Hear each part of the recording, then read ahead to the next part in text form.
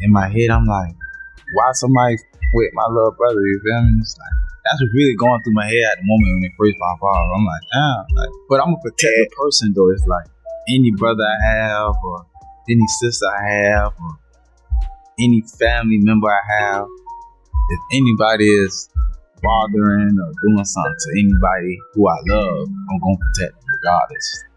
Just as the streets had begun to quiet down following his tragic death, new footage has surfaced raw, unfiltered, and chilling. The last known recordings of King Von lying on the ground have leaked, and they're reigniting the internet all over again. Captured just moments after gunfire erupted, the clip offers a haunting new perspective on those final seconds. For fans, it's reopening old wounds. For those closest to Von, it's a painful reminder of how fast everything changed. But what's in the video has everyone asking the same question. Why was this hidden until now? What you're about to see might change how you remember that night forever. When the news broke on November 6, 2020, that rising Chicago drill star King Von had been killed in Atlanta, the hip-hop world stood still. The loss of Dayvon Daquan Bennett, better known as King Von, sent shockwaves through the industry. What exactly happened that fateful night outside the Monaco Hookah Lounge? Tonight, we're diving deep into the footage, eyewitness accounts, and the controversial aftermath of one of hip-hop's most heartbreaking tragedies. According to police reports and surveillance footage, Von had been at Opium nightclub earlier that evening before heading to Monaco Hookah Lounge on Trinity Avenue. Around 3:20 to 4:00 a.m., everything changed. Von, affiliated with Lil Durk's Only the Family label, crossed paths with Quando Rondo, who has ties to NBA YoungBoy's Never Broke Again collective, a pre-existing tension that would soon erupt. The Georgia Bureau of Investigation reported that a verbal dispute in the parking lot quickly turned physical. Surveillance footage showed Von, dressed in all white, punching a man believed to be Quando Rondo, though not officially confirmed. That altercation set off a deadly chain reaction. What began with fists quickly escalated to gunfire. 6 people were hit. King Von and another man, 34-year-old Mark Blakely from Chicago, lost their lives. 3 others were wounded and rushed to the hospital. Early reports mistakenly claimed 3 had died, adding to the confusion and sparking a flood of rumors online. TMZ later released the actual shooting footage. The video showed the fight, the sudden eruption of gunfire, and the chaos as Von was carried into a vehicle and rushed to the hospital. It gave the world a shocking, unfiltered look at those final moments. Sources close to Quando Rondo, whose real name is Tiquian Terrell Bowman, said he was asleep in a car when Von's crew pulled up. According to their account, Von approached aggressively, striking Quando and triggering the confrontation. That's when Timothy Leaks, also known as Lul Tim, a known associate of Quando, allegedly pulled the trigger, fatally shooting Von Quando. Rondo later shared his side in an interview with Angela Yee, claiming he had no intention of starting anything that night. He said he was blindsided and simply reacted to the chaos around him. Now Lul Tim, the man accused of firing the fatal shots, has spoken out as well. And what he says about that night could change everything you thought you knew about him. In my head, I'm like, why somebody with my little brother? You feel me? It's like, that's what's really going through my head at the moment when it first pop off. I'm like, damn. Like, but I'm a protected person though. It's like any brother I have, or any sister I have, or any family member I have, if anybody is bothering or doing something to anybody who I love, I'm going to protect them regardless. Leaked statements suggest that Timothy Leaks acted out of loyalty, not with premeditated intent, a narrative that may have played a key role in the eventual dismissal of charges against him. As tensions boiled over that night, multiple videos captured the chaos. What started as a fistfight quickly turned deadly when firearms were drawn. According to the Georgia Bureau of Investigation, 6 people were shot during the altercation. King Von was among them, suffering critical injuries. In the immediate aftermath, confusion spread about who had actually fired the shots that struck Von. Early rumors even suggested that police may have been involved, since both on-duty and off-duty officers responded to the scene.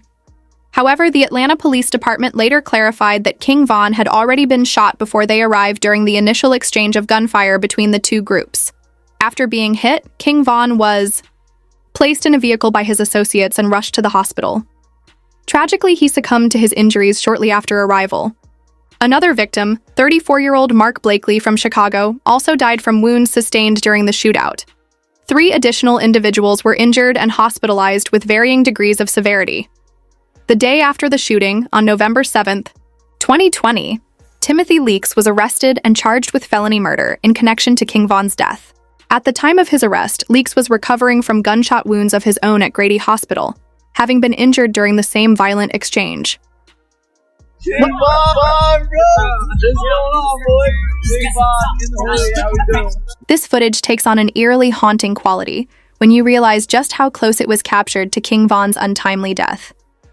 Only 26 years old, with his career rapidly ascending, his life was tragically cut short in a burst of violence, a moment that seemed to stem from a spontaneous street altercation.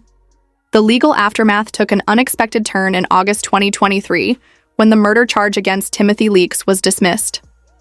According to reports, the charge was dropped before reaching a grand jury indictment, signaling either a lack of sufficient evidence or deeper complications within the case.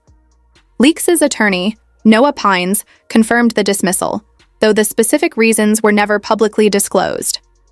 This development added yet another layer of controversy to an already heated and emotional case. Before the tragic events of that night in Atlanta, King Von had been carving out a powerful presence in the rap world. Known for his vivid storytelling and raw depiction of life in Chicago's South Side, he had built a strong and loyal following. His debut album, Welcome to O Block, named after the infamous Parkway Gardens housing complex where he grew up, was receiving critical praise. Tracks like Crazy Story and Took Her to the O showcased his lyrical talent and street authenticity, solidifying his place in the drill music scene. While official court documents didn't explain the exact reason for the case dismissal, many legal analysts pointed to Georgia's Stand Your Ground law, a statute that can shield individuals from prosecution if deadly force is used in self-defense. The charges being dropped further divided public opinion. For many of Von's fans, it felt like justice had been denied. For Quando Rondo's circle, it validated their claims of self-defense. To fully understand the context of King Von's death, we must look deeper into the long-standing tensions between two powerful hip-hop collectives, Only the Family, OTF, led by Lil Durk, and 4KT, 4K Trey, affiliated with NBA Youngboy. This wasn't a rivalry born overnight. It was the product of years of personal drama, professional competition, and the unspoken rules of street politics. One of the more complicated layers of the feud involved romantic relationships. Asian Doll, known to have been in a relationship with King Von, had previously been linked to NBA Youngboy.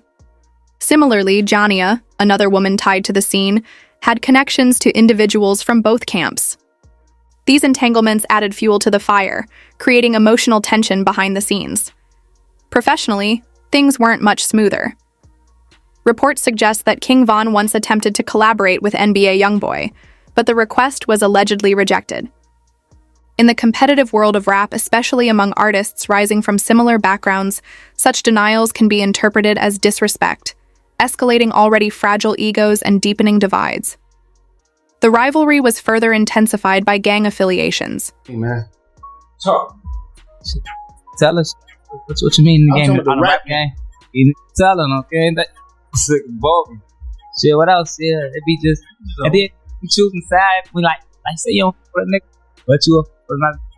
But I guess he a too harder than he with you. So he don't fuck with you. You'll start seeing niggas following you and shit on Instagram. Yeah. And shit. Stop talking to your shit together, you know. But you'll see niggas be getting close to you. Like what the. Like that's gay. The perspective King Von held on loyalty speaks volumes. To him, loyalty wasn't just a personal virtue, it was everything. In an industry where allegiances often shift based on convenience, clout, or personal gain, Von believed real relationships were rare. This mindset likely shaped how he interpreted the actions of NBA Youngboy's camp, viewing them not just as rivals, but as untrustworthy, a perception that only deepened the existing animosity. Adding another layer of tension were OTF's associations with artists like YNW Melly, T Grizzly, and TBG, all of whom had their own complicated histories with 4KT.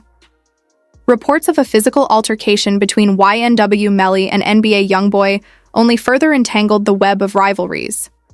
These weren't isolated beefs, they were part of a larger network, of affiliations and street politics that spilled into the music world. Sometimes the hostility was overt. Other times, it simmered beneath the surface, visible only through subtweets, interviews, or coded lyrics. King Von allegedly trolled NBA, YoungBoy Online, a move that reportedly provoked responses like YoungBoy's Track Dead Trolls, a title many took as a direct shot. In the world of hip-hop, where ego, respect, and image are currency, even a single bar or social media post can escalate tensions into real-life consequences. This volatile backdrop set the stage for what would unfold on November 6, 2020, when King Von and Quando Rondo, an artist signed to NBA YoungBoy's label, crossed paths outside the Monaco Hookah Lounge in Atlanta. This wasn't just a random encounter. It was a moment charged with the weight of long-standing tension, street affiliations, and unresolved grievances between two powerful camps. Following Von's death, the feud between OTF and 4KT didn't die down, it exploded. NBA YoungBoy released Bring the Hook, which included the incendiary line, "Oh block pack get rolled up." The reference to Von's neighborhood, and by implication, Von himself, outraged fans and artists alike. Lil Durk clapped back indirectly, posting a photo of King Von on Instagram with captions that many interpreted as a challenge to 4KT's claims. The lyrical sparring continued. In No Like I Know, YoungBoy included more veiled threats, widely believed to be aimed at Lil Durk. Both camps used social media to flex wealth, status, and thinly veiled warnings, further fueling the rivalry. Other artists began to weigh in, with figures like Lil Reese, NLE Choppa, and 21 Savage publicly showing support for OTF, a reflection of Lil Durk's deep-rooted influence in Chicago and beyond. But perhaps the most shocking development came in October 2024, when,